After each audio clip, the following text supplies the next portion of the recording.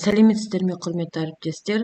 Бүгін сіздерменен жаз айында каникул кезінде балдардың басқа мектепке ауысуы туралы шығару күнделік кезеттен сол туралы айтып кетем. Бұл үшін сіздер өздеріңіздің логин парольдарыңызбен кіресіздер және жұмыс стөлі, соның ішінде әкімшілік ету. Енді бұны әрине бәріміз білеміз, сынып жетекшімен бұны әкімшілік ету керек. Сондықтан әкімшілік болмаса бұл процесте жұмыс жасай алмаймыз.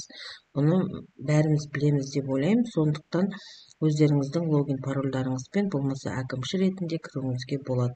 Сыныптар тізімін бастайсыздар. Енді қарасаңыздар, жаз айында біз сыныптан сыныпқа көшіріп қоямыз. Сондықтан біз келесі айда жылдың 2023-24-ті ашуымыз керек. Сондықтан ашылып болған соң осы жерден кететін баланы таңдаймыз. Және ол бала 6-шы А сыныбында оқиды екен. Осы жерде оқушылар тізімі дейміз.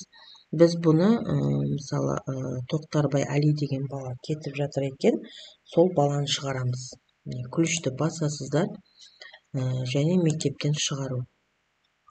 Нақты. Енді мына жерге біз мүшеліктің аяқталу күнін 01 тамыздың 1-мен көрсетеміз. Себебі қазір мен мына жерге сіздерге кеткен күнін жазайын, сол кезде сізге түсінікті болады. 29 күні кеткен екен, бұйрық нөмірі және сол кеткен күнді мына жерге жаза саламыз. Және мектеп білім беру шығару туралы бұйрық дегенді басасыздар және ары қарай.